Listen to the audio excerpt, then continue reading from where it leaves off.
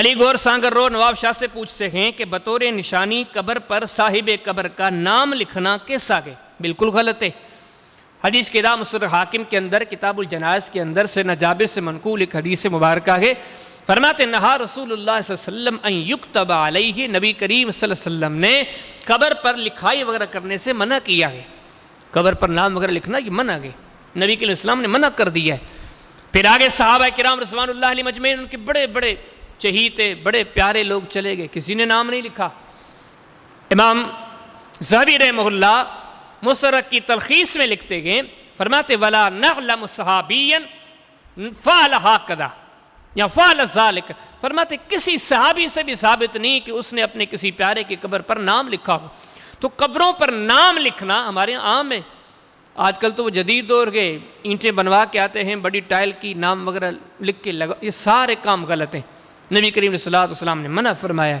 اچھا، اس سے اگلی بات یہ ہے، اگر کسی کو نشانی رکھ رہی ہے تو شریعت نے ایک دوسرا طریقہ وہ دیا ہے کہ آپ کوئی چیز وہاں پہ رکھ لیں، پتھر رکھ لیں، اینٹ رکھ لیں، لکڑی رکھ لیں۔ سنن ابی داؤد کے اندر کتاب الجنائز کے اندر ایک باب کے فی جمع الموتى، وہاں پر حدیث مبارکہ ہے کہ نبی کریم اسلام کے انتہائی پیارے ساتھی ایک مہاجر صحابی سیدنا عثمان بن مظعون رضی اللہ تعالی عنہ وفات پا گئے۔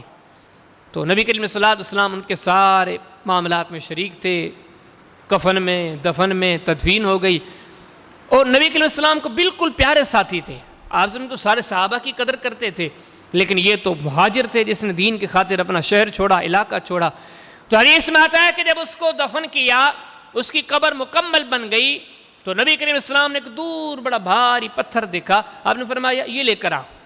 ایک صحابی گیا، اس نے اٹھانے کی کوشش کی، نہیں اٹھ سکا، نبی کریم السلام خود گئے، لے کر آئے، لے کے قبر کے اوپر رکھ لیا، اور نبی کریم صلی اللہ علیہ وسلم نے فرمایا کہ یہ میں نے اس لیے رکھا ہے اتعلم بہذا قبر اخی، یہ میں نے نشانی کے طور پر رکھا ہے کہ مجھے پتا چلے کہ یہ میرے بھائی عثمان بن مظعون کی قبر ہے۔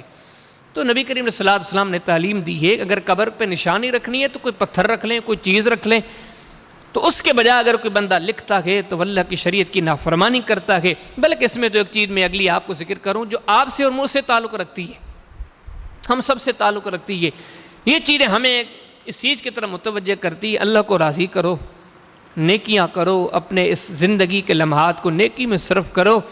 یہ جو نشانیاں ہوتی ہیں یہ مٹ جاتی ہے، کوئی کسی کو یاد نہیں کرتا۔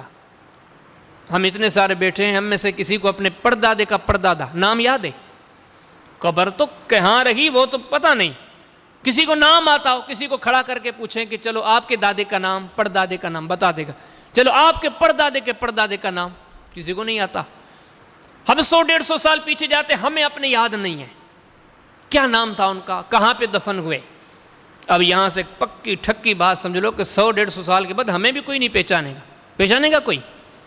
چلو ہماری اولاد تو ہمیں پہچانے گی یہ ابا کی قبر ہے، چلو ہمارے پوتے تو پہچانیں گے یہ دادا کی قبر ہے، چلو بھلا پر پوتے بھی پہچانیں گے۔ ہم اپنے آپ سے پوچھیں آگے کوئی نہیں پہچانے گا۔ حقیقت یہ ہے کہ جانے کے بعد دنیا بھول ہی جاتی ہے۔ تو آئیے یہ چیزیں ہمیں درس دیتی ہے کہ زندگی کو با مقصد بنائیں، کچھ کر کے جائیں۔ جس دنیا کے لیے آپ ساری توانائیاں صرف کرتے ہو، دینا تو درکنار، وہ یاد بھی نہیں رکھے گی، یہ دنیا آپ کو بھول جائے گی۔ بڑی بڑی شخصیتیں آئیں، مٹ گئی، کوئی پوچھتا ہی نہیں۔ تو یہ چیز ہمیں یہ تلقین کرتی ہیں کہ ہم محنت کریں۔